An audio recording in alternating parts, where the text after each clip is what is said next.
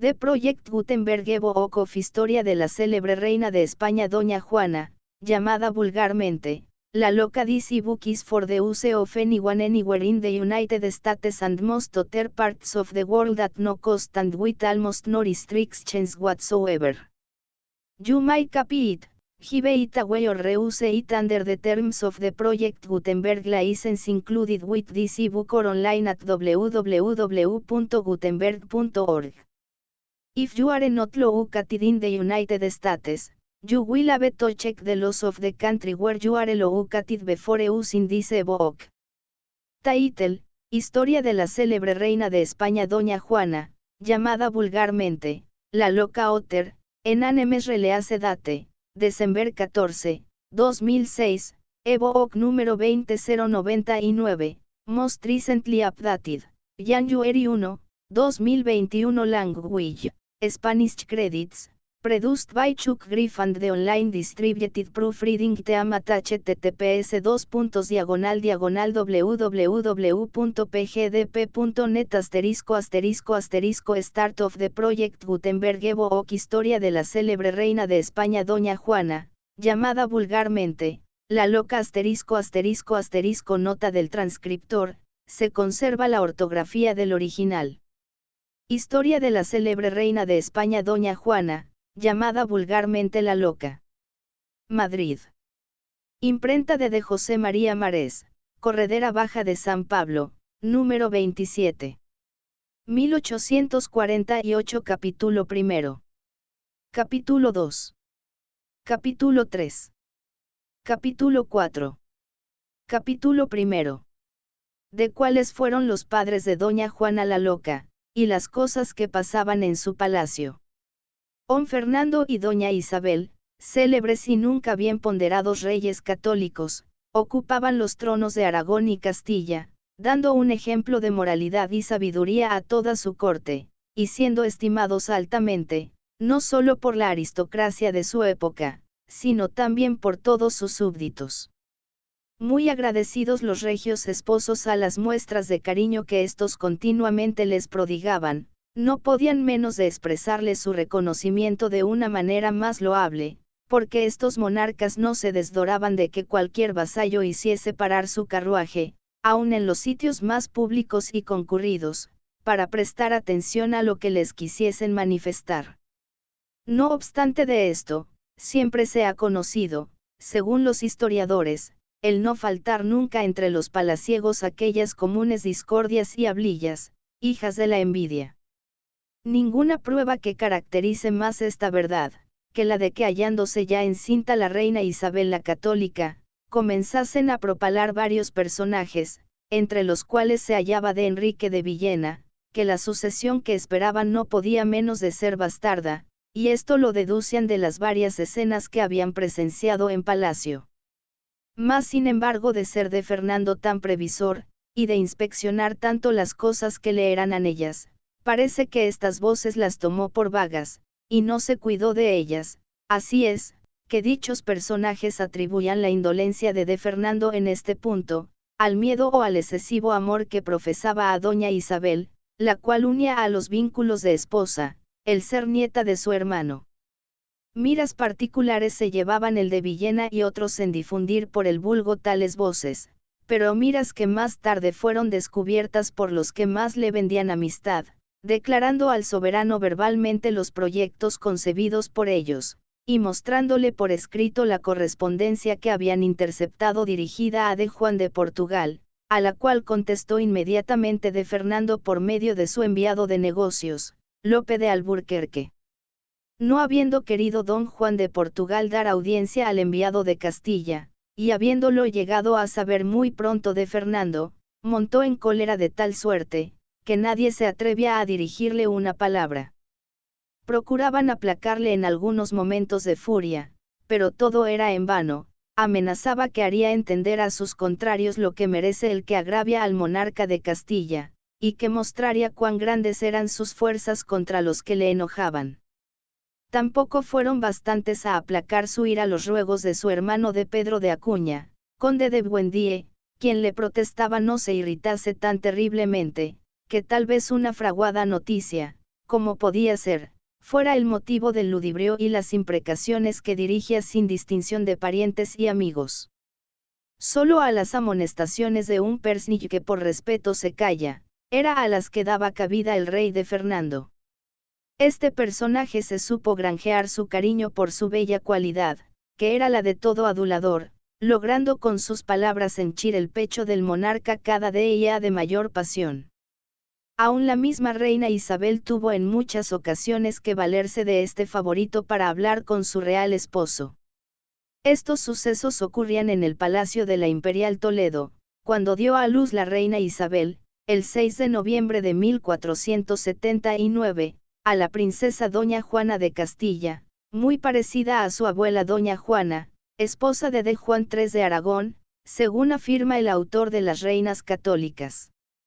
El nombre de doña Juana es el de uno de los monarcas que por más largo tiempo han figurado en España al frente de los documentos y órdenes reales, y no obstante se puede afirmar que en pocas ocasiones, o mejor dicho en ninguna, tuvo parte la afición a los trabajos que le proporcionaba su elevada jerarquía.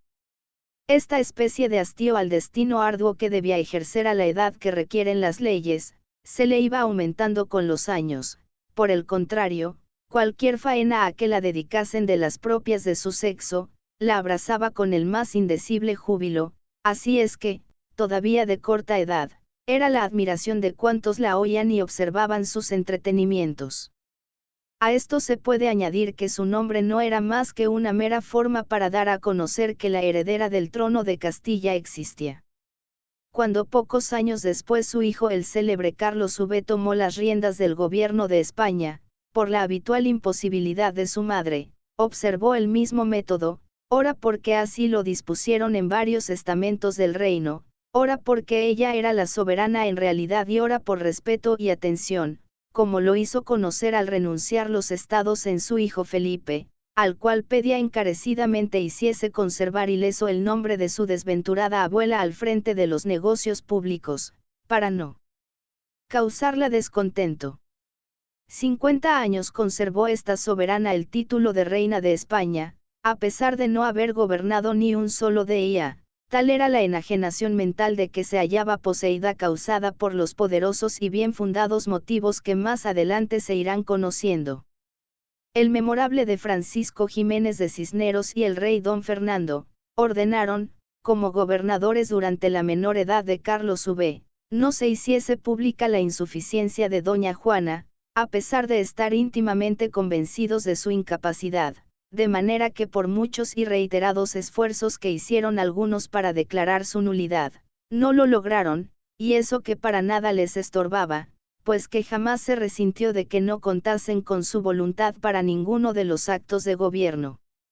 Su razón se encontraba sumamente turbada por los impulsos de una lícita y vehemente pasión, por esta causa fue su vida cruel la de un reo aprisionado, y si alguna vez pareció resentirse de su precaria suerte, era para enseguida fomentarla a ella misma con los padecimientos de su imaginación ardiente, creyéndose que tal vez cometería un desacato contra el objeto de sus más tiernas admiraciones. He aquí el motivo por qué un nombre de suyo tan esclarecido, apenas ha figurado bajo el concepto político, en el catálogo inmenso de los soberanos españoles, y por consecuencia es enteramente nulo. Mas no obstante de todo, fue reina de esta magnánima y poderosa nación, hija de los grandes reyes católicos de Fernando y doña Isabel, y madre del noble y valiente emperador Carlos V, de suerte que los pormenores de su vida privada, los motivos por que le sobrevino su demencia, y el fundamento con que se la llama la loca, no pueden menos de excitar la curiosidad, y con doble causa, porque puede uno mirarse en esta soberana, como en el triste espejo de los funestos resultados que las violentas pasiones llevadas al extremo tienen, siempre que no se modifican y reprimen con la razón.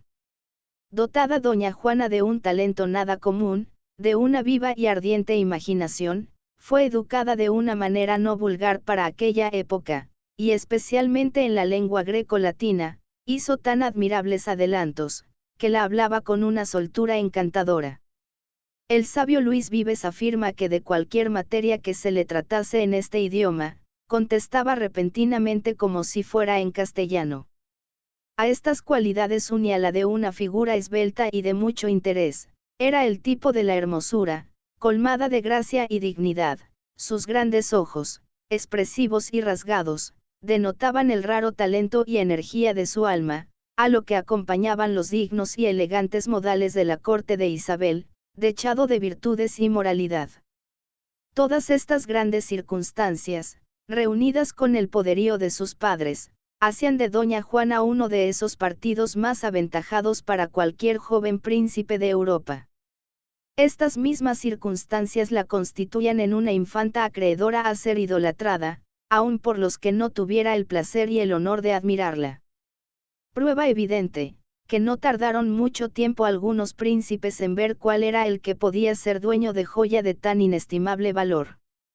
De Fernando y doña Isabel no quisieron tampoco prolongar su casamiento, así es que contando apenas 15 años, esto es, en 1494, ajustaron las deseadas bodas con de Felipe, archiduque de Austria, duque de Flandes, de Artois y del Tirol, e hijo del emperador de Alemania, Maximiliano, y ajustadas que fueron, al instante se dio principio a los preparativos de marcha con el boato y solemnidad dignos de la hija de tan poderosos señores. Una armada de 120 navíos de alto bordo se aprestó en el puerto de Laredo, embarcándose en ella 15.000 hombres de guerra, no incluyendo la tripulación. A don Alonso Enríquez, gran almirante de Castilla, estaba encomendado el mando de esta flota, iba de capellán mayor de Diego de Villaescusa, deán de Jaén, y la encargada por el rey de servir y hallarse a las inmediatas órdenes de la infanta, era doña Teresa de Velasco, esposa del admirante que dirigía aquella expedición. La cámara y todos los destinos pertenecientes a su persona, se servían por damas y caballeros de la primera nobleza de España, así lo dice en las listas que de ellos forma de Lorenzo de Padilla. Inútil es hacer mención de las ropas y alhajas que habían de adornar a tan augusta princesa, se puede decir para abreviar que se habían dispuesto con elegancia y profusión. Terminados los preparativos, se dirigió toda la real familia por Olmezán al puerto de Laredo, para despedir a tan excelsa infanta, excepto el rey de Fernando, que por hallarse celebrando de cortes en Aragón, no pudo verificarlo, muy a pesar suyo. El malogrado príncipe de Juan, hermano de doña Juana, y su augusta madre la acompañaron hasta la entrada del navío, donde anegados en un mar de lágrimas, se dieron mutuamente el más tierno y afectuoso adiós. Adiós, que resonó por todos los ángulos de la embarcación, en señal de reconocimiento a las reales personas que quedaban en tierra.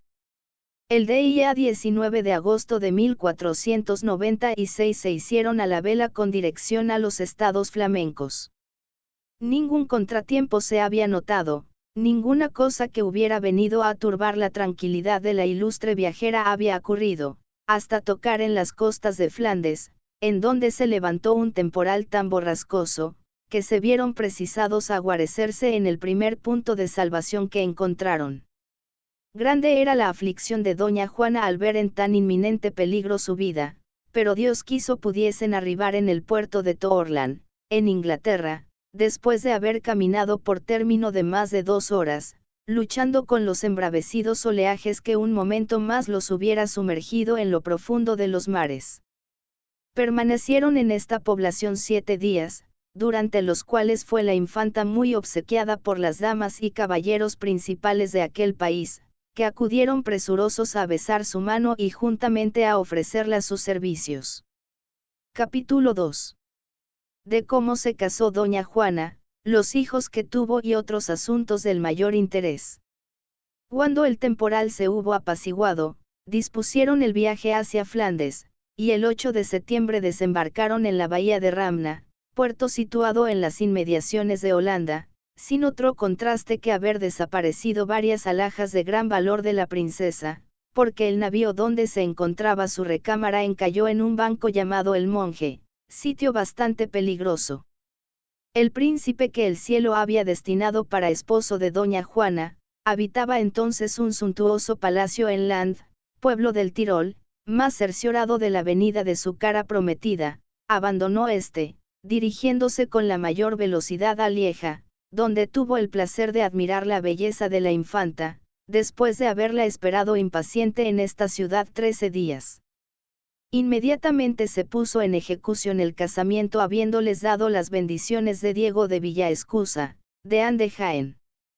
Practicadas con la mayor solemnidad y magnificencia las ceremonias de costumbre, pasaron a Amberes, y de aquí a Bruselas, donde fueron colmados de enhorabuenas, y donde tenían dispuestas para su llegada los habitantes de esta provincia muchas fiestas, de las cuales estuvieron los jóvenes esposos disfrutando largo tiempo. Tales fueron las diversiones dispuestas por el pueblo de Bruselas, que afirman algunos autores, se le oyó más de una vez decir a Felipe, que de buena gana sería su punto de residencia esta capital. Es opinión común que de Felipe era de una arrogante figura, apuesto caballero y muy amigo de vestir con esplendidez. Añádese a esto un carácter amable, por lo cual todos lo apreciaban. Estas cualidades fueron las que le granjearon el renombre de hermoso. La infanta doña Juana, era por el contrario extremada y enérgica, pero no obstante, se apoderó de ella una pasión tan vehementísima, que desde el instante que le vio le amó con ciega idolatría. El cariño de doña Juana hacia Felipe el Hermoso se aumentaba más cada día, por el modo de vivir que observaron, y por el buen comportamiento del archiduque, que como joven, no pensaba en otra cosa que en los placeres, así es que continuamente se hallaban en torneos, saraos y otras diversiones, con las cuales crecía más la pasión de su joven esposa, contemplando la gallardía y la destreza en las armas de su Felipe. Su marido era el objeto de sus adoraciones, en él tenía depositado su corazón, y para él únicamente vivía. El joven archiduque pagaba este cariño a doña Juana con todo el calor de su corta edad, y las galantes maneras de un príncipe, de suerte que la infanta se contaba por uno de esos seres más felices, y mucho más cuando llegó a notar que pronto iba a ser madre. Llegó la ocasión en que partieron para Flandes después de algún tiempo, donde dio a luz doña Juana el 15 de noviembre de 1498 a doña Leonor, continuando hasta entonces ileso su amor en ambos y no cesando de ser el ejemplo de los esposos bien queridos. A pesar de que aunque no hubiera sido así, bastaba solamente la posesión del fruto de su casamiento para que hubiese tomado más incremento su acendrado cariño. No tuvo para sus estados el mejor éxito haber nacido hembra, pero sin embargo, como eran queridos los padres, fue apreciada la hija. 2 años después, el año de 1500, marcharon a Gante, donde el día 21 de febrero tuvieron un hijo, al cual nominaron Carlos, después conocido en todo el universo por su fama y poderío. Grande era el alborozo que se veía pintado en los semblantes de los habitantes de aquellos estados, esforzándose cada cual a expresar la alegría que experimentaba por el heredero príncipe.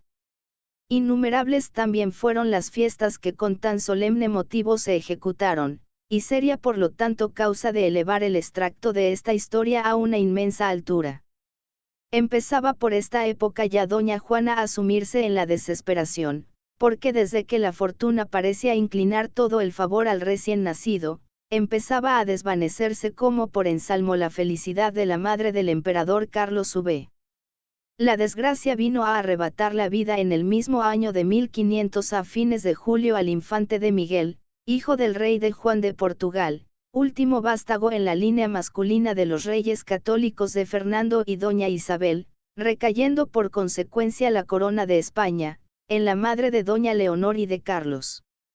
De Fernando y doña Isabel llamaron inmediatamente a don Juan de Fonseca, obispo de Córdoba, y le intimaron la orden de pasar cuanto antes a Flandes para hacer sabedores a los archiduques de este suceso, para que les felicitase en sus reales nombres, y los hiciese conocer la imperiosa necesidad que tenían de preparar su viaje a España, pues ya los aguardaban con impaciencia para ser jurados como príncipes de esta gran nación, de que el cielo se había dignado dejar por únicos herederos. Pocos días transcurrieron sin que de Juan de Fonseca cumpliera su cometido, pero el hallarse encinta doña Juana y las muchas y delicadas ocupaciones que en este tiempo llegó a tener Felipe el Hermoso en aquellos estados, fueron causa de que no se pudiera verificar el proyectado viaje hasta finalizado ya el año de 1501, en el cual nació su tercer hijo, doña Isabel. Eran tan continuas las instancias que dirigía de Fernando desde su corte, que se vieron obligados los archiduques a ponerse en camino, aun sin hallarse completamente restablecida doña Juana de la indisposición de su parto, de modo que resolvieron hacerlo por tierra, atravesando los estados franceses. Los soberanos de esta nación los recibieron con la mayor afabilidad, prodigándoles incesantes muestras de cariño, y tratándolos con el decoro y respeto debidos a tan poderosos señores. Un pequeño disgusto ocurrido fue la causa de que los archiduques se pusieran más pronto en marcha de Francia para España. Un día de fiesta salió a misa solemne la real familia francesa, acompañada de sus augustos huéspedes. Al ofertorio se acercó una dama a doña Juana, aproximando a su mano una cantidad de monedas, para que según costumbre la ofreciese al público en nombre de la reina. Esta la rechazó con violencia, diciendo, haced saber a vuestra soberana que yo no ofrezco por nadie, ¿lo entendéis? Con el dinero y la respuesta volvió la mensajera a la reina, quien en alto grado sintió un desaire tan marcado, mas tratando de refrenar su enojo, se contentó con pagar aquel con otro mayor, que era el no ofrecerla la salida de la iglesia antes que a la real comitiva. La perspicacia de doña Juana la hizo presentir algo sobre este particular, y efectivamente no se engañaba, porque concluida ya la misa, empezó a reunirse la familia, y sin embargo, ella quedaba en la iglesia. La reina aguardó un poco en la calle, pero doña Juana, haciendo como que ignoraba todo esto, permaneció en aquella posición largo rato, dirigiéndose luego sola a palacio. Todos se volvían hablillas en la corte sobre el desaire que queda explicado, y hubieran pasado más adelante si el archiduque no tratase de disculpar a su esposa de los tiros que se la dirigían, por lo cual tuvo que abreviar precipitadamente su viaje para el suelo español. Ya habían comenzado los días de 1502, cuando hicieron su entrada en España por Fuenterrabía. En esta capital los aguardaba, según recomendación de Fernando y doña Isabel, don Bernardo de Sandoval y Rojas, que los acompañó por Burgos, Valladolid y Madrid a Toledo, punto donde estaban convocadas las Cortes Generales del Reino, y donde después fueron jurados herederos de la corona de España, que según cálculo, fue el 22 de mayo del mismo año 1502. Después pasaron a ser jurados igualmente a los reinos de Aragón y Valencia, en cuyo viaje les acompañaron sus padres. De regreso ya de esta expedición hubo que detenerse en Alcalá de Henares a consecuencia de encontrarse próxima a parir doña Juana. Todas las fiestas que se preparaban en la corte a los herederos archiduques, tuvieron que suspenderse para ejecutarlas luego con el doble objeto del nuevo alumbramiento de un príncipe, el cual tuvo efecto, el día 10 de marzo de 1503 con el nacimiento del infante don Fernando, quien sucedió después al emperador Carlos V en el Imperio de Alemania. Las ocurrencias que había por entonces en los estados de Felipe el Hermoso, no le permitían continuar por más tiempo en España, así es que determinó ponerse en marcha al instante, aun en contra de su voluntad, no bastando ni los ruegos de su madre, ni los de doña Juana para hacerle desistir de su empeño. Desde esta época fatal data la locura de la madre de tantos reyes. Desde este tiempo fue tan desgraciada una mague digna de mejor suerte. Cualquier persona que sepa lo que son los celos, podrá juzgar de los que tenía doña Juana, pues se presumía que hasta su sombra iba a arrebatarle un esposo tan querido.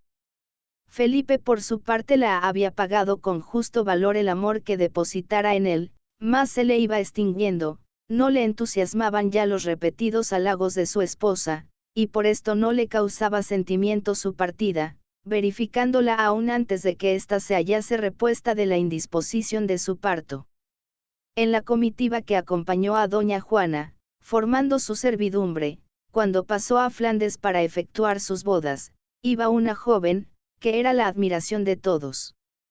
Rubia poseía una hermosura agradable y seductora, graciosa en demasía, y de un talento extraordinario.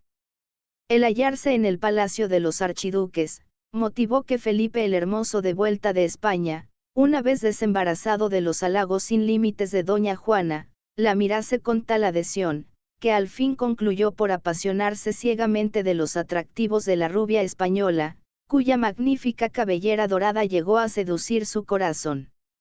No tardó mucho en sucumbir a las reiteradas instancias de Felipe, la que pocos días hacía no era más que una sirviente y que ahora ocupaba el lugar de una reina. La murmuración y la envidia empezó a sentirse en palacio, y por consiguiente no duró mucho sin que se divulgase este acontecimiento, de tal manera, que con la mayor rapidez vino la noticia a España, y al momento se enteraron las personas reales. ¿Será posible explicar lo que padeció doña Juana al ser sabedora de esta noticia? Esta y no otra fue lo que privó a la archiduquesa de su razón hasta que dejó de existir.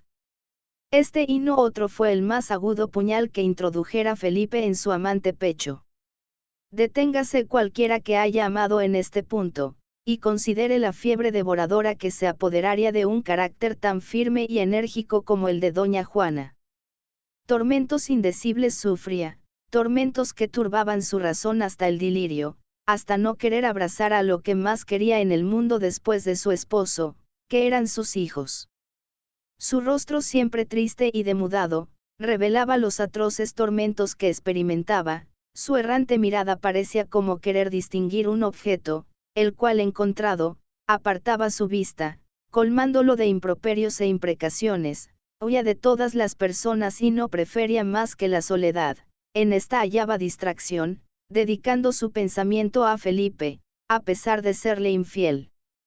Con este motivo determinó abandonar la corte, y retirarse a la mota de Medina del Campo, por estar íntimamente persuadida de que en este lugar se vería libre de los observadores cortesanos, y poder desde allí escribir a la reina Isabel, su madre, noticiándola de su última resolución, que era la de partir a la mayor brevedad a Flandes, para de esta suerte volver a ser dueña del corazón de su esposo, y destruir cuanto antes el amor que hubiera depositado en la rubia española.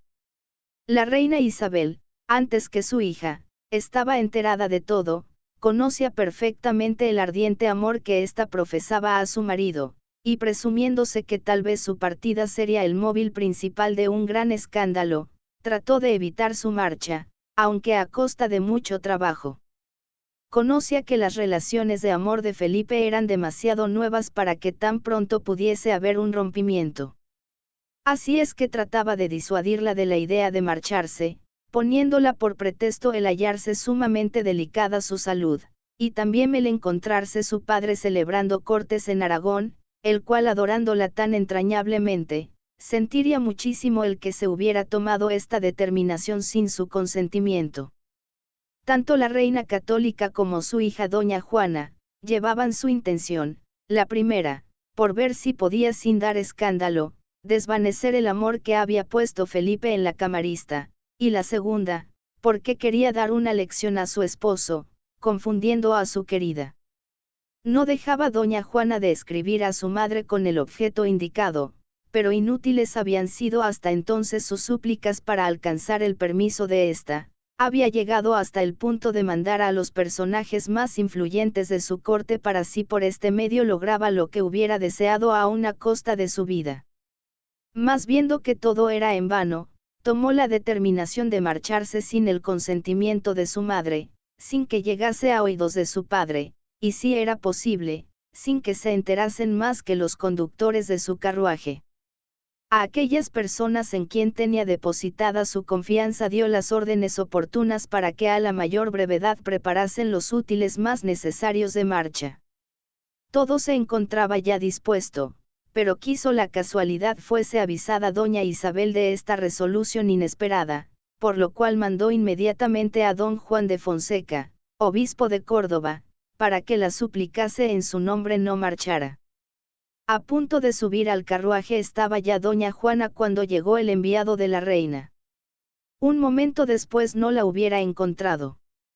mandó al instante de Juan de Fonseca se retirase el carruaje, y enseguida se fue a ver a la archiduquesa, a la cual encontró ya a la puerta del Palacio de la Mota, preparada a marchar en trail de camino. Con el acatamiento que requería su posición, la hizo sabedora de la orden de la reina católica, intimándola a que volviese a su aposento, mas la archiduquesa no se hallaba ya en el caso de guardar consideraciones de ningún género, así es que no contestó una palabra. En el calor de su vehemente pasión no encontraba más que misterios, agentes secretos de su rival y de su infiel esposo, que no tenían otro entretenimiento que retardar su partida. El obispo de Córdoba apuraba en vano sus instancias aún presentándole a cada palabra el nombre de su madre, pero ya cansada de escuchar desobedeció la orden y los ruegos de éste, y preparándose a salir, «Dejadme», dijo, «es un deber sagrado el que no me detenga a nada en este villo». Entonces el obispo mandó a cerrar la puerta, dejando de la parte de dentro a la desgraciada doña Juana. Viéndose encerrada esta señora llegó al colmo de su desesperación, y empezó a proferir tanto denuesto y tan insolentes frases, que de Juan de Fonseca se fue sumamente irritado, a pesar de haberlo mandado llamar a la archiduquesa por medio de su gentil hombre de cámara, de Miguel de Ferrera. No quiso volver, sino que tomó el camino de Segovia, donde a la sazón se hallaba la reina doña Isabel. Llegado que hubo de Juan de Fonseca a donde estaba la reina le dio parte de todo lo ocurrido con la princesa, doña Isabel, a pesar de lo débil que se hallaba y de la multitud de negocios que le proporcionaba su alta posición, se puso en camino para la Mota de Medina del Campo, presumiéndose que tal vez su presencia haría desistir a su hija de un proyecto para ella tan sensible. Después de los cumplimientos de costumbre y a los cuales no prestaba atención esta, la prometió que muy pronto iría a reunirse con su marido. «Nunca quiera Dios», decía la reina, «que mi voluntad ni la del rey vuestro padre sea la de apartaros del lado de vuestro esposo, y si otra cosa sobre este particular se han atrevido a deciros, despreciadla». Estas y otras razones le exponía Isabel, y ella en su frenesí, no respondió más que, «Son inútiles los ruegos del mundo entero, no cejaré ni un ápice. El padre de mis hijos. Yo quiero verlo». Pronunciaba estas palabras, y anegada en lágrimas, se arrojaba al suelo, rechazando los cuidados que todos trataban de prodigarle. Terminadas ya las Cortes de Aragón, no creyó prudente el rey Fernando, detener por más tiempo su villo, porque ya era sabedor de lo que sucedía con su hija, cuya enajenación mental se fomentaba cada día, y era muy posible que el detenerla más, hubiera sido causa de declarar su locura. Premeditando esto mismo, mandó a prestar una armada en el puerto de Laredo concediendo al mismo tiempo a su hija, el permiso para que practicase su expedición a Flandes. Los transportes de alegría que experimentó doña Juana con la última voluntad de su padre, son indescriptibles, y pocos días después se preparaba a hacer su deseada expedición. Capítulo 3. Del mal temporal que fue causa para que el viaje de doña Juana se hiciese más largo, y de la entrevista que tuvo con la querida de Felipe el Hermoso. El día 15 de marzo de 1504, se dirigió doña Juana acompañada de sus padres para el punto donde se iba a embarcar, Laredo, pero todo parecía venirle en contra, todo parecía rebelarse a su voluntad. Un recio y continuo temporal impidió poder darse a la vela. Esto hacía crecer los tormentos de la princesa, y revestirla mucho más de indignación, porque todo parecía combinarse para evitar la reunión con su esposo. 2 meses tuvo que residir en Laredo, que fueron los que duró la tempestad, 2 meses que fueron 2 siglos, si se atiende la disposición en que se hallaba esta señora, y que agravaron muchísimo sus constantes padecimientos. A mediados de abril logró hacerse a la vela, llegando en 9 días felizmente a Vergas, distante 3 leguas y media de Brujas. En este punto la estaba esperando su esposo, el cual manifestó un indecible júbilo al volverla a abrazar, y ella, según el cariño que éste la pintaba, pareció completamente olvidada de un resentimiento tan justo. A pesar de darse los dos mutuas pruebas de amor y contento, abrigaban ambos fatales y mortificadoras pasiones, el archiduque, por el vehemente amor con la camarista, y por los más rabiosos celos, doña Juana. Pero vivían con la esperanza el primero de que jamás ésta se enteraría de sus amores, y la segunda, de vengarse de una mujer que tan grandes sinsabores la había hecho sufrir. Desde Brujas se trasladaron a Bruselas y en este punto fijaron su residencia por entonces. ¿Quién puede ocultarse lo suficiente de las investigadoras pesquisas de una mujer perspicaz? Esta reflexión debió hacer Felipe el Hermoso. ¿Quién puede ocultarse tampoco de las escudriñadoras miradas de los dependientes de un palacio, donde es una especie de comercio los chismes y enredos, dando publicidad en su provecho a todos los defectos de sus soberanos? Grande paz pareció reinar al principio desde la llegada de doña Juana. El archiduque hacía por no dar a conocer a nadie lo que ocupaba su imaginación, disimulando en cuanto podía el amor de su rubia, pero se engañaba, ni aun sus pasos más recónditos se escapaban a la penetración de su esposa. Los mismos palaciegos daban parte diario a su señor de si lo celaba su esposa, y estos mismos palaciegos cercioraban a la archiduquesa detalladamente de cuánto podía contribuir a irritarla más. Por uno de estos llegó a saber que una de las cosas que más habían encantado a su esposo de la camarista, era su hermosísima poblada y rubia cabellera. Mas no contento aún con esta declaración, le indicó los sitios y horas donde comúnmente se daban las citas. Con la relación anterior llegó a agotarse completamente la paciencia de la archiduquesa, porque acabó de conocer, que había empleado en vano todos los recursos que le proporcionara su acendrado amor, para ver si de esta suerte hacía desaparecer de su marido una pasión que ella jamás creyó arraigada, porque la creía un capricho. Sus celos, refrenados por algún tiempo, eran desde este día un violento frenesí que aumentaba sus padecimientos. Alguna que otra vez ya habían mediado varias palabras entre los esposos, pero el archiduque, muy enamorado de su rubia, hacía por disculparse, practicándolo con la mayor sangre fría. Estas cosas era imposible durasen así largo tiempo, porque ni el uno podía satisfacer su amor, ni el otro soportar tantas humillaciones y desvío, y tampoco porque las pasiones de ánimo no se pueden contener. Una escena terrible, por un descuido de Felipe, tuvo lugar. Le sorprendió su esposa con la querida. Grande fue el escándalo que circuló por toda la corte, y grande fue el trabajo que le costó contener la furia de su mancillada esposa, porque ésta ya no pensaba más que en la venganza. Y cosa admirable en esta mujer. De esta venganza no quería fuese partícipe su esposo, pues aunque había llegado a notar el despego y descaro con que solía tratarla, no obstante lo idolatraba de todo corazón. Su furia era expresamente dedicada para su adversaria, para aquella indigna mujer que le había arrebatado lo que más adoraba en la tierra. Y gracias que la timidez de abandonar del todo el amor de su marido, la reprimía en parte. Ya era testigo el palacio de Bruselas de los descompasados gritos, repetidas contiendas, y descompuestas palabras de los jóvenes príncipes, sin embargo de poner cuanto estaba de su parte por disimular el archiduque, para evitar los escándalos. Los celos habituales de la infanta daban origen a que no cesase de acechar el momento de realizar su venganza, mas llegó por desgracia. Un día fatal, que pasando su errante mirada por todos los objetos que la circundaban, se encontró con la camarista, echó mano de unas bien afiladas tijeras, de que siempre iba armada, se lanzó sobre ella cual el águila sobre su presa, y antes de que su contraria lo hubiera podido evitar, ya la había despojado de su dorada cabellera.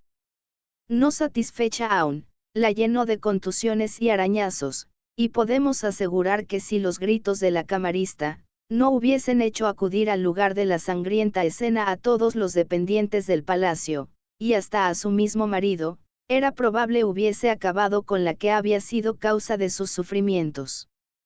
Felipe, viendo despojada a su querida del objeto que más lo entusiasmara, se llenó de indignación, y fueron tantos los improperios, tantas las palabras ofensivas e insultantes que dirigió a su esposa, que no se le hubieran dicho iguales a la mague más despreciable de la sociedad. El haber visto que Felipe la trataba de aquella manera, contribuyó en gran modo a trastornar completamente su juicio. Jamás podía creer doña Juana semejante trato en su esposo. La escandalosa escena que acabamos de pintar, no tardó en llegar a oídos de la reina Isabel, y tuvo tan gran sentimiento, que fue la causa de que se agravase más su enfermedad. Sin embargo, procuró por todos los medios que estuvieron a su alcance, introducir la paz entre sus hijos, ni siéndola posible lograrlo por algún tiempo. La archiduquesa tenía una herida que no era fácil cicatrizar. Por fin, alcanzaron sus súplicas hacer la reconciliación. Se unieron los esposos, pero no por esto recobró doña Juana su tranquilidad. Entretanto la salud de doña Isabel decaía por instantes. Sus padecimientos eran tan continuos, que ya no se dudaba de su pronta muerte. Uno de los principales personajes de la corte, única heredera del reino de Castilla a su hija doña Juana, y en defecto de esta a de Carlos, su nieto, pero advirtiendo que si la primera se hallaba imposibilitada, y Carlos no tenía 20 años, gobernase de Fernando, hasta que aquel llegara a esta edad. Efectivamente, el día 26 de noviembre de 1504 falleció en Medina del Campo la reina Isabel la Católica, y al siguiente día ordenó de Fernando proclamar por reina de España a su hija la archiduquesa de Austria. Las cortes verificadas en Toro el 11 de enero de 1508, fueron las primeras que juraron a doña Juana por reina propietaria de los vastos dominios de España. No pudieron por entonces los archiduques abandonar a Flandes, tanto por los innumerables asuntos pendientes en él, como por el avanzado estado de preñez de la reina, habiendo nacido a poco tiempo la princesa doña María. Restablecida doña Juana de su parto, pusiéronse en camino, mas un fuerte temporal los hizo arribar a Inglaterra, en cuyo reino fueron perfectamente recibidos. Pocos días después partieron con dirección a España, llegando el 26 de abril de 1506 a La Coruña, donde esperaba la mayor parte de la grandeza a recibirlos y rendir un justo homenaje a sus nuevos monarcas. A su paso por Valladolid fueron jurados, y allí disfrutaron de las fiestas que habían prevenido en su obsequio. Parecía estar en esta época sumamente aliviada doña Juana, no tratando más que de complacer a su esposo en todo, y dejándole gobernar el reino a su gusto. Pero cuán poco le duró esta felicidad.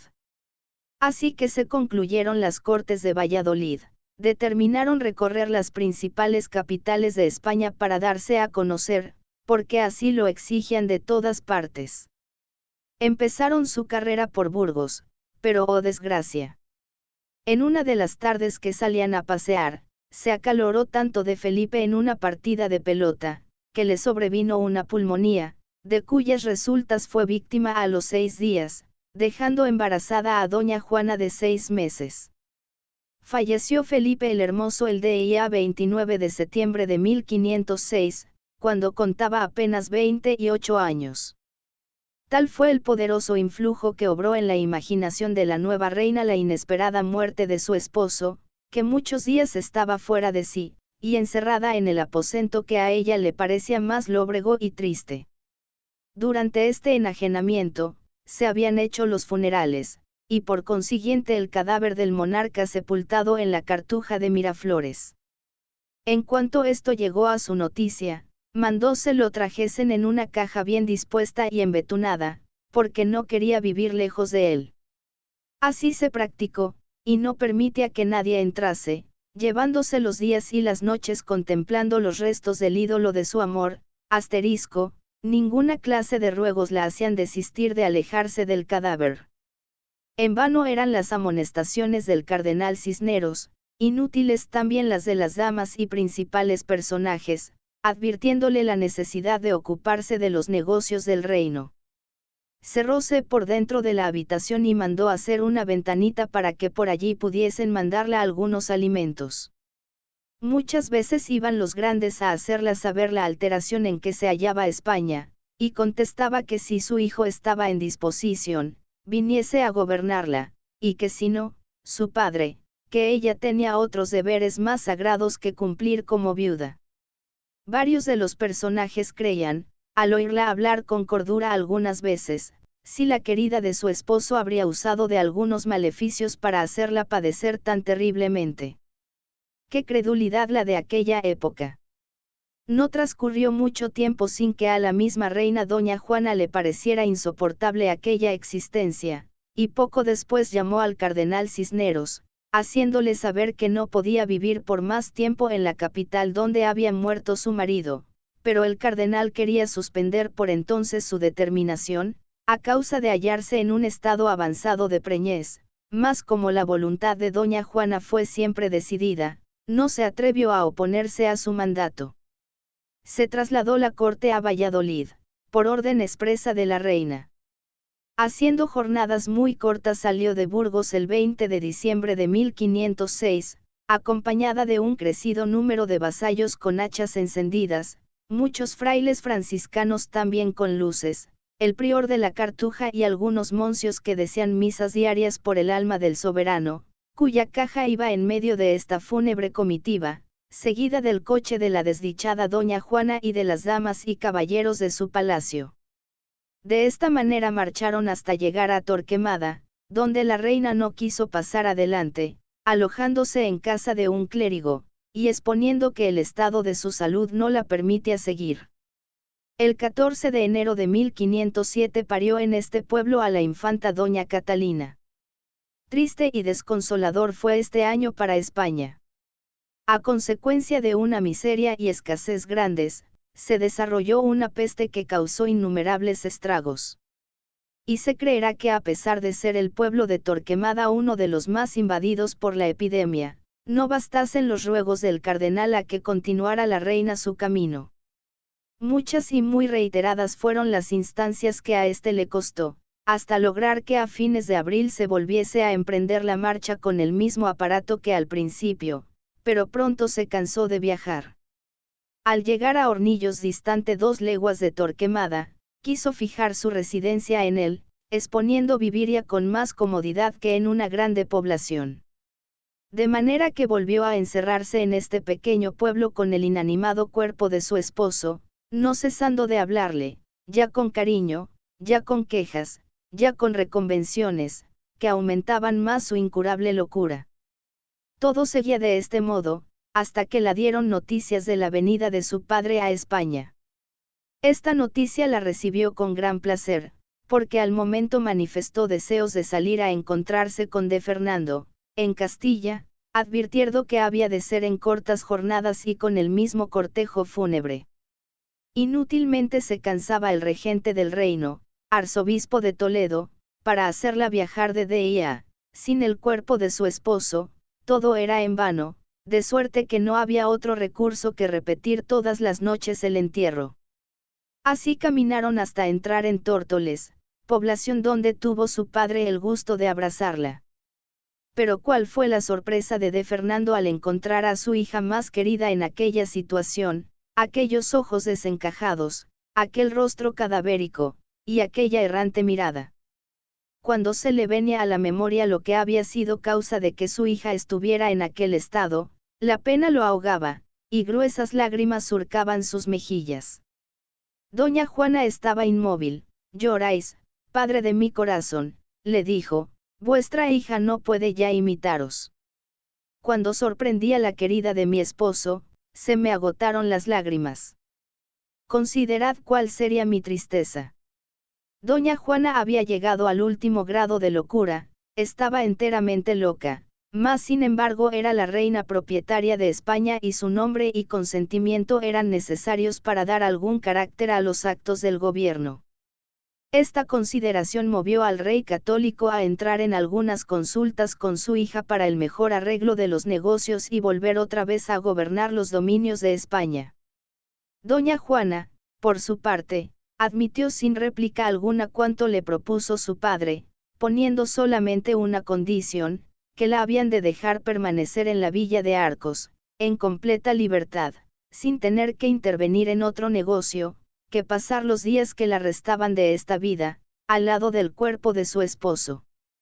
Mucho trabajaron por hacerla variar de este pensamiento, pero siendo todo inútil se le concedió el permiso, mandando prepararle una casa en Arcos, digna de la persona que la iba a habitar. Más de año y medio residió doña Juana en la villa de Arcos sin que se hubiese mejorado en nada su locura. Era de ver, según afirman algunos, las animadas conversaciones que esta infeliz señora tenía con el cadáver de su esposo, conversaciones que aumentaban más su delirio, y que en lugar de aliviarla, la agravaban. ¿Por qué no me respondéis, Felipe?, le decía, cala. Todavía me seréis infiel. Estas palabras profería a su marido, y otras que causaría lástima escucharlas. Desde Santa María del Campo le escribió de Fernando a su hija advirtiéndole de la necesidad que tenía de marcharse a Tordesillas y haciéndola saber era población más salubre que la villa de Arcos, y que por consecuencia había determinado, se pusiese en camino para este punto. Doña Juana, se encontraba perfectamente, según la contestaba, en Arcos. De manera que viendo el rey católico que su hija no accedía a sus súplicas tomó la determinación, de ir en busca de ella para ver si con su presencia lograba lo acompañase hasta Tordesillas. Así lo hizo de Fernando habiendo podido con el influjo que ejercía sobre su hija hacerse marchase a dicho punto, pero viajando con el mismo aparato que en las otras expediciones. Sea el haber mudado de temperamento, sea que el viaje no fue de su agrado, lo cierto es que la reina doña Juana estaba más furiosa cada vez, y tomó más incremento su ya incurable enfermedad. El anciano Luis Ferrer era el que estaba encargado del cuidado de doña Juana, y al cual ésta no podía ver, por eso encontraba en ella una oposición enorme a todo lo que la encargaba hiciera, complaciéndose en ejecutarlo al contrario. Si la rogaba, por ejemplo, se acostase en su cama, lo hacía en el suelo. Si disponía que se trasladase a otra habitación más decente y ventilada, cerraba con más fuerza los cerrojos de la en que estaba. Cuando hacía frío, desechaba las pieles y objetos de abrigo que le proporcionaban, y cuanto más la suplicaba Luis Ferrer se vistiese y asease, con más empeño andaba sucia y mal vestida. Poco tiempo después se le puso en la cabeza la manía de no comer ni beber, y hubo ocasión de que pasasen 3 días sin tomar nada, hasta que acosada por el hambre, tomaba algo, empeñándose que los platos donde le mandaban las viandas no saliesen de su habitación, de suerte que estos objetos sucios con otros, daban un olor insoportable a aquella morada, e imposible por tanto de aguantarlo. Momentos había en que después de un gran delirio, gozaba de alguna razón, y se lamentaba de que habían arrancado la corona de sus sienes, y no contentos sus enemigos con un rapto de este género, la habían sepultado en un calabozo tan hediondo y custodiada por un carcelero tan despreciable. Estas palabras llegaron con la velocidad del relámpago a oídos del católico de Fernando, así es que al siguiente año de 1510, cuando pasaba para las cortes de Monsen, hizo por visitarla, y cerciorado de todo lo que ocurría reunió un consejo de los grandes para deliberar sobre el método que se debía observar en adelante con su hija, porque sabía que la presencia de Luis Ferrer la martirizaba. Del consejo salió, que después de haberla provisto de todo lo necesario de aseo, ropas y alimentos, se eligiesen 12 señoras para que cuidasen continuamente de ella, y cada una se quedara una noche en vela para obligarla a vestirse, desnudarse y mudarse de camisa, aun en contra de su voluntad. 20 días estuvo el rey católico acompañando a doña Juana, en los cuales estuvo menos mal, pero después que se la obligaba a ejecutar lo pactado por su padre, se apoderaba de ella una furia tan grande, que nadie podía permanecer a su lado. Más previsor el cardenal Cisneros que los grandes de que se había compuesto el consejo, creyó oportuno jubilar a de Luis Ferrer, porque opinaba que tal vez nombrando a otro lo pasaría mejor doña Juana, así lo hizo sustituyéndolo con don Fernando Ducos de Estrada. Este caballero fue tal la habilidad que mostró en el desempeño de su encargo, que a poco tiempo logró que comiese y bebiese, que durmiera en su lecho, que se aseara y vistiera, y hasta que mudara de habitación, porque ya la suya no era más que un fétido muladar. Se llegó a fortalecer su físico, porque con su habitual finura y modales, logró este caballero el que fuese a misa y que asistiese a varios actos religiosos. Ya sus accesos de locura eran menos constantes, así es que determinaron apartar de su vista el féretro de su esposo, siendo conducido algunos días después a Granada, y aunque fue grande su exasperación cuando lo echó de ver, pudo al fin de Fernando Ducos de Estrada tranquilizarla. Pero no se crea que por este llegó a ponerse buena del todo, jamás esta infeliz reina llegó a recobrar su perdida calma. Sin embargo, el católico rey le escribió a Estrada, dándole las más afectuosas y repetidas gracias por el servicio que había hecho a su hija. En esta época no había ya una sola persona que no estuviese enterada de la enfermedad de la reina doña Juana, pero no obstante, conservaban alguna esperanza de alivio, hija más bien del deseo de sus súbditos, que de la posibilidad. En las cortes que se celebraron en Valladolid por enero de 1518, se decretó que si en algún tiempo la reina doña Juana se hallaba en disposición de mandar los vastos dominios de España, cesase de su gobernación el católico rey de Fernando, y que doña Juana fuese la soberana absoluta. Capítulo 4. De las disensiones que había en España, y muerte de doña Juana. Eran muchas las disensiones que había en España con varios partidos que empezaron a formarse, unos a favor de doña Juana, otros al de su hijo de Carlos, otros al de su padre, y algunos otros que deseaban viniese a gobernar el emperador Maximiliano y, su suegro, así es que ya en 1520 peleaba la España por su libertad agonizante. Los partidarios de Carlos V levantaron en Castilla el pendón de la independencia, y los jefes de unos y otros partidos para dar valor a sus determinaciones acudían a doña Juana. El cardenal Cisneros, entonces regente y gobernador del reino, fue el primero que determinó apelar a la reina para ver si se podía salir de las apuradas circunstancias en que los partidos habían colocado a las provincias y particularmente a Valladolid. Cuantos iban a tratar sobre asuntos tan delicados con la reina, salían sumamente descontentos por no obtener nunca una contestación digna de aplacar los ánimos de los revolucionarios. Pero el grande talento del cardenal gobernador y de todos los que componían su real consejo, logró, aunque a costa de un incansable trabajo, aplacar las turbulencias, y poco después, cuando falleció el rey de Fernando el Católico, empezó a gobernar la España el emperador Carlos V, por no hallarse con la capacidad suficiente para ello, su madre doña Juana. Ya la ocupaba a esta señora otro pensamiento que había venido a acibarar más su miserable vida. El marqués de Denia le trajo la noticia de haber fallecido su padre, noticia que la puso rematada del todo, invocando sin cesar los nombres de su esposo y de su padre, con tan fuertes y descompasados gritos, que había ocasiones en que todos temían por su vida. Ninguna dama ni caballero, se atrevían ya a permanecer solos a su lado. Sus ensangrentados ojos, su descarnada cara, su descompuesto cabello, todo inspiraba horror.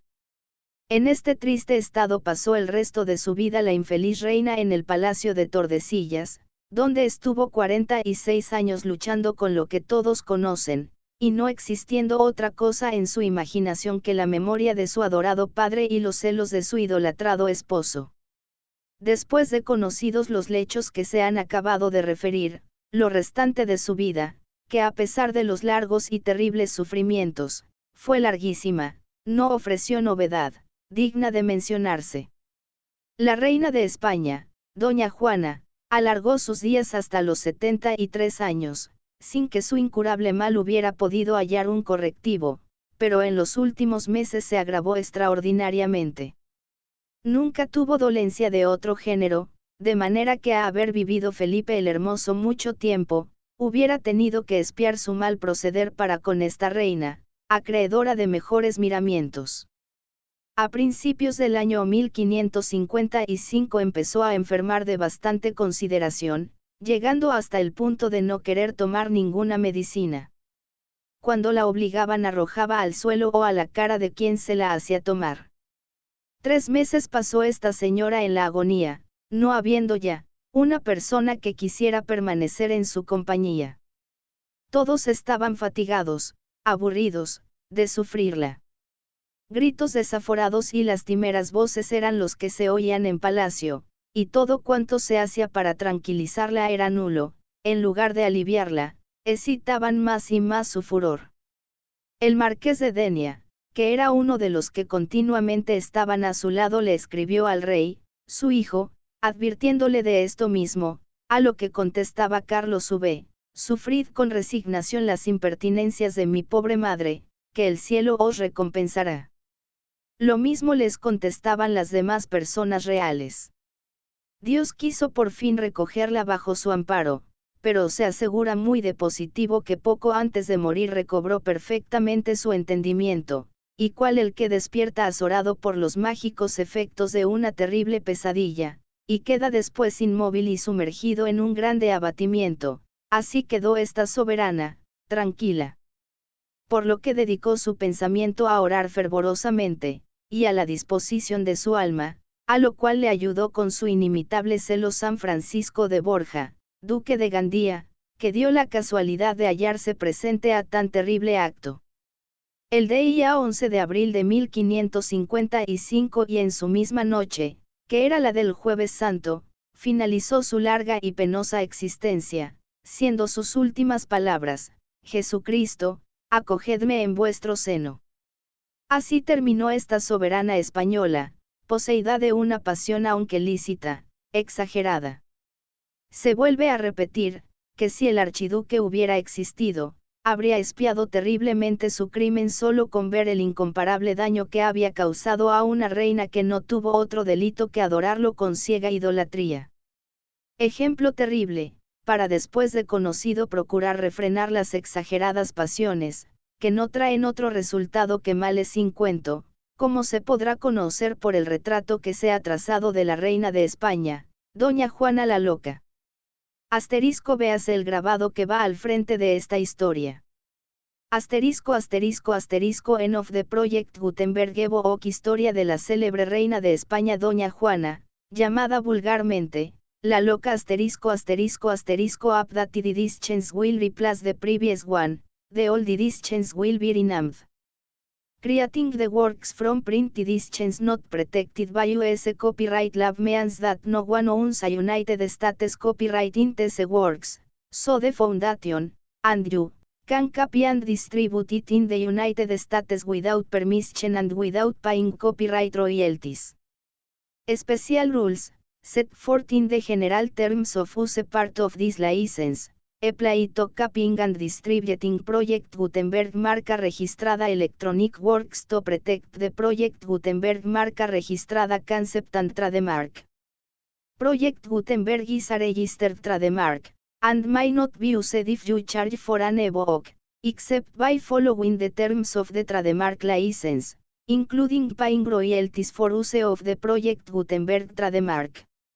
If you do not charge anything for copies of this evoke, complying with the trademark license is very easy. You may use this evoke for nearly any purpose such as creation of derivative works, reports, performances and research. Project Gutenberg ebooks may be modified and printed and given away. You may do practically anything in the United States with ebooks not protected by US copyright law. Redistribution is subject to the trademark license, especially commercial redistribution.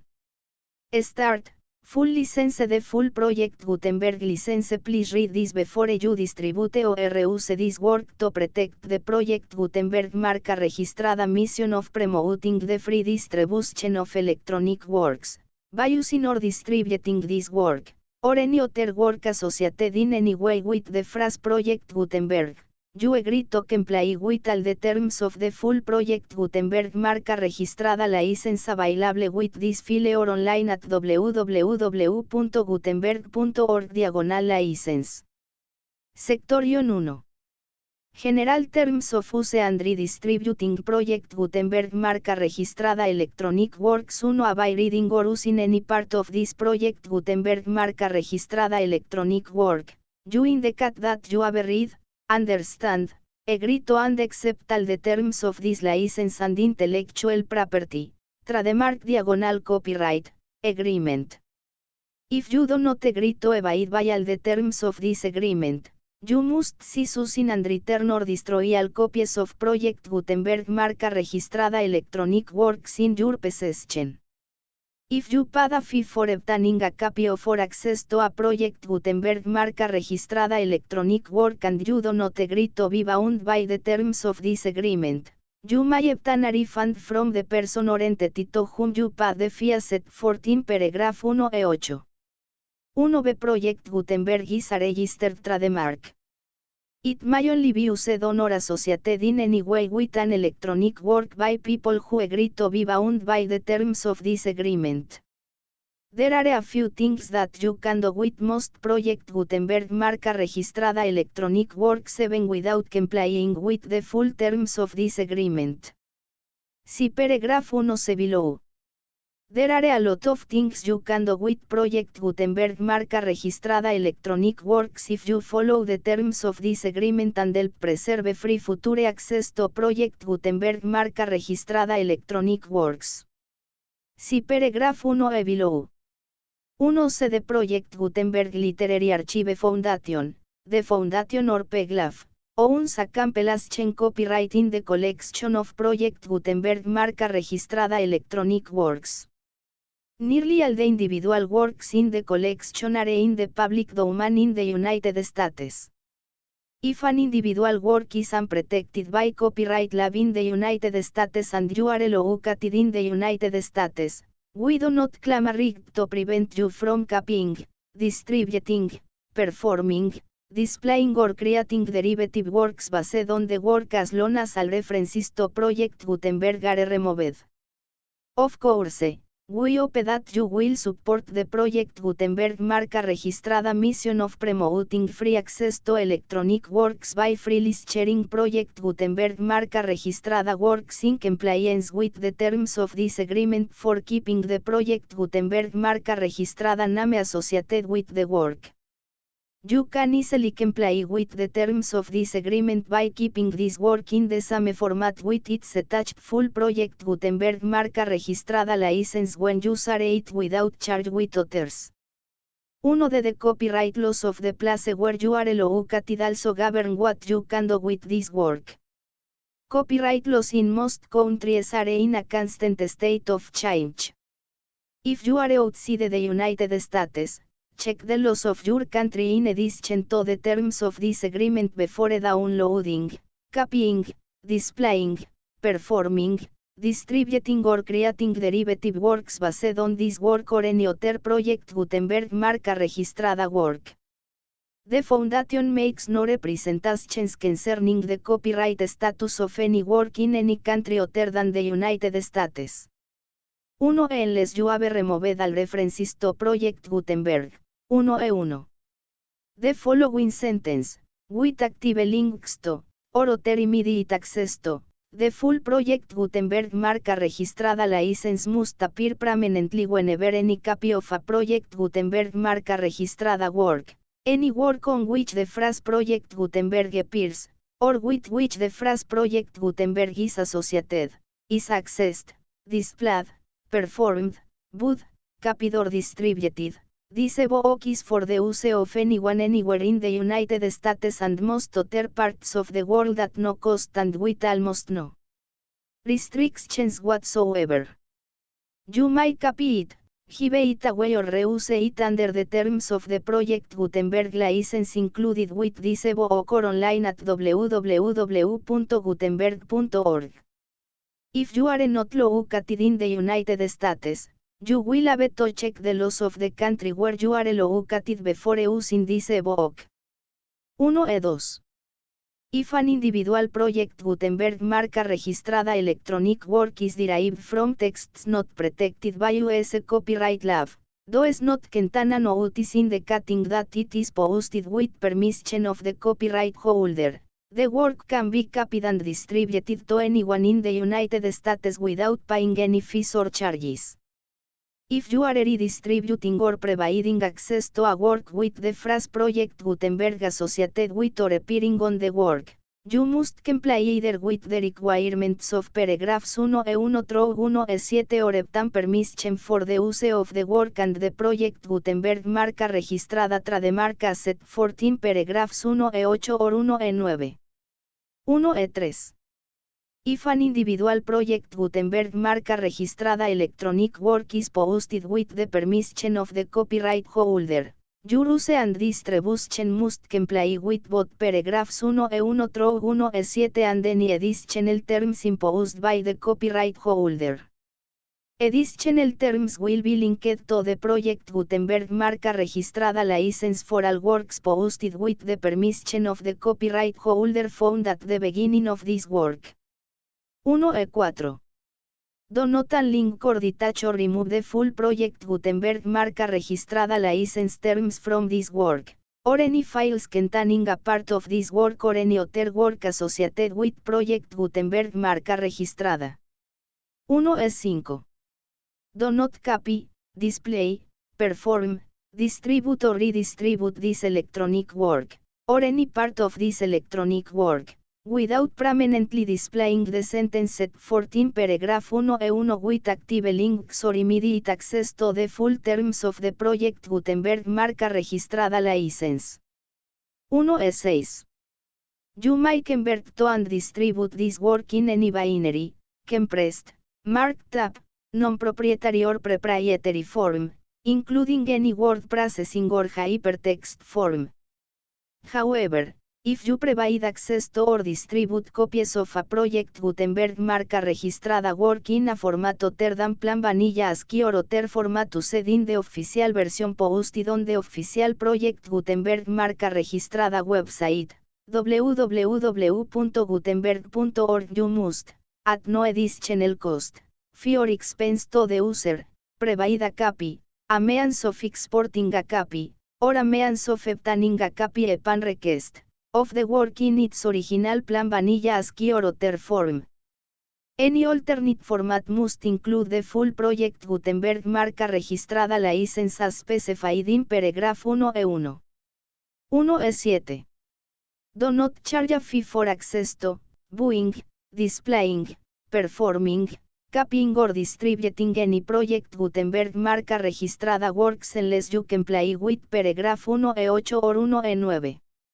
1 You may charge a reasonable fee for copies of or providing access to or distributing Project Gutenberg marca registrada electronic works provided that you pay a royalty fee of 20% of the gross profits you derive from the use of Project Gutenberg marca registrada works calculated using the method you already used to calculate your applicable taxes. The fee is owed to the owner of the Project Gutenberg marca registrada trademark, but as agreed to do not royalties under this paragraph to the Project Gutenberg Literary Archive Foundation. Royalty payments must be paid within 60 days following each date on which you prepare, or are legally required to prepare, your periodic tax returns. Royalty payments should be clearly marked as such and sent to the Project Gutenberg Literary Archive Foundation at the address specified in Section 4, Information about donations to the Project Gutenberg Literary Archive Foundation. You provide a full refund of any money paid by a user who notifies you in writing, or by email, within 30 days of receipt that S-2 not agree to the terms of the full Project Gutenberg marca registrada license. You must require such a user to return or destroy all copies of the works possessed in a physical medium and discontinue use of and all access to other copies of Project Gutenberg marca registrada works. You provide, in accordance with paragraph 1F3, a full refund of any money paid for a work or a replacement copy, if a defect in the electronic work is discovered and reported to you within 90 days of receipt of the work. You comply with all other terms of this agreement for free distribution of Project Gutenberg marca registrada works. 1 9.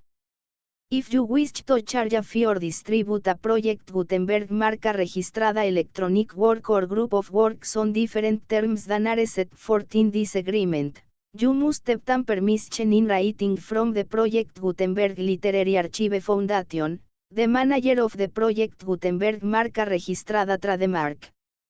Contact the Foundation as set forth in Section 3 below.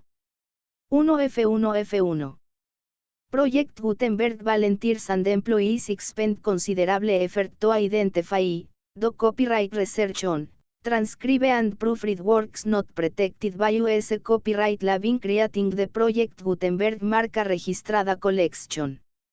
Despite these efforts, Project Gutenberg marca registrada electronic works, and the medium on which they may be stored, may contain defects such as, but not limited to, incomplete, inaccurate or corrupt data, transcription errors, a copyright or other intellectual property infringement, a defective or damaged disk or other medium, a computer virus, or computer codes that damage or cannot be read by your equipment. 1F2 Limited warranty, disclaimer of damages, except for the right of replacement or refund described in paragraph 1F3. The Project Gutenberg Literary Archive Foundation, the owner of the Project Gutenberg marca registrada trademark, and any other party distributing a Project Gutenberg marca registrada electronic work under this agreement, disclaim a liability to you for damages, costs and expenses, including legal fees. You agree that you have no remedies for negligence, strict liability, breach of warranty or breach of contract except those provided in paragraph 1F3. You agree that the Foundation, the trademark owner, and any distributor under this agreement will not be liable to you for actual, direct, indirect, consequential, punitive or incidental damages even if you give notice of the possibility of such damage. 1F3. Limited right of replacement or refund. If you discover a defect in this electronic work within 90 days of receiving it, you can receive a refund of the money, if any, you paid for it by sending a written explanation to the person you received the work from. If you received the work on a physical medium, you must return the medium with your written explanation. The person or entity that provided you with the defective work may elect to provide a replacement copy in lieu of a refund. If you receive the work electronically, the person or entity providing it to you may choose to give you a second opportunity to receive the work electronically in lieu of a refund. If the second copy is also defective, you may demand a refund in writing without further opportunities to fix the problem. 1F4. Except for the limited right of replacement or refund set forth in paragraph 1F3. This work is provided to you, as is, with no other warranties of any kind, express or implied, including but not limited to warranties of merchantability or fitness for any purpose. 1F5. Some states do not allow disclaimers of certain implied warranties or the exclusion or limitation of certain types of damages. If any disclaimer or limitation set forth in this agreement violates the law of the state applicable to this agreement, the agreements shall be interpreted to make the maximum disclaimer or limitation permitted by the applicable state law. The invalidity or unenforceability of any provision of these agreements shall not void the remaining provisions. 1F6. Indemnity. You agree to indemnify and hold the Foundation, the trademark owner, any agent or employee of the Foundation, anyone providing copies of Project Gutenberg marca registrada electronic works in accordance with this agreement, and any volunteers associated with the production, promotion and distribution of Project Gutenberg marca registrada electronic works, harmless from a liability, costs and expenses, including legal fees, that arise directly or indirectly from any of the following which you do or cause to occur. A. Distribution of this or any Project Gutenberg marca registrada work. B. Alteration, modification, Ore license or the license to any project Gutenberg marca registrada work, and, c. Any defect you cause. Section 2. Information about the mission of Project Gutenberg marca registrada. Project Gutenberg marca registrada is synonymous with the free distribution of electronic works in formats readable by the widest variety of computers including obsolete, old, middle-aged and new computers. It exists because of the efforts of hundreds of volunteers and donations from people in all walks of life. Volunteers and financial support to provide volunteers with the assistance they need are critical to reaching Project Gutenberg marca registrada. Ese goals and ensuring that the Project Gutenberg marca registrada collection will remain freely available for generations to come. In 2001, the Project Gutenberg Literary Archive Foundation was created to provide a secure and permanent future for Project Gutenberg marca registrada and future generations. To learn more about the Project Gutenberg Literary Archive Foundation and how your efforts and donations can help, see Sector INS 3 and 4 and the Foundation information page at www.gutenberg.org. Section 3. Information about the Project Gutenberg Literary Archive Foundation. The Project Gutenberg Literary Archive Foundation is a non-profit 501, c. 3, cash channel corporation organized under the laws of the state of Mississippi and granted tax-exempt status by the Internal Revenue Service. The Foundation's EIN or Federal Tax Identification Number is 64 a 6.221.541. Contributions to the Project Gutenberg Literary Archive Foundation are tax deductible to the full extent permitted by U.S. federal laws and your state's laws. The Foundation's business office is located at 809 North 1500 West, Salt Lake City, UT 84116, 801-596-1887. Email contact links and up-to-date contact information can be found at the Foundation's website and official page at www.gutenberg.org/contact Section 4. Information about donations to the Project Gutenberg Literary Archive Foundation. Project Gutenberg marca registrada depends upon and cannot survive without widespread public support and donations to carry out its mission of increasing the number of public domain and licensed works that can be freely distributed in machine-readable form accessible by the widest array of equipment including outdated equipment. Many small donations, $1 to $5,000, are particularly important to maintaining tax-exempt status with the IRS. The Foundation is committed to complying with the laws regulating charities and charitable donations in all 50 states of the United States. Compliance requirements are not uniform and it takes a considerable effort, much paperwork and many fees to meet and keep up with these requirements. We do not solicit donations in locations where we have not received written confirmation of compliance. To send donations or determine the status of compliance for any particular state, visit www.gutenberg.org/donate. While we cannot and do not solicit contributions from states where we have not met the solicitation requirements, we know of no prohibition against accepting unsolicited donations from donors in such states who approach us with offers to donate. International donations are gratefully accepted, but we cannot make any statements concerning tax treatment of donations received from outside the United States. US laws allows one for small staff. Please check the Project Gutenberg web pages for current donation methods and addresses. Donations are accepted in a number of other ways including checks, online payments and credit card donations. To donate, please visit www.gutenberg.org/donate. Section 5. General Information about Project Gutenberg. Marca registrada Electronic Works. Professor Michael S. Hart was the originator of the Project Gutenberg. Marca registrada Concept of a library of electronic works that could be freely shared with anyone. For 40 years, he produced and distributed Project Gutenberg. Marca registrada ebooks with only a loose network of volunteer support.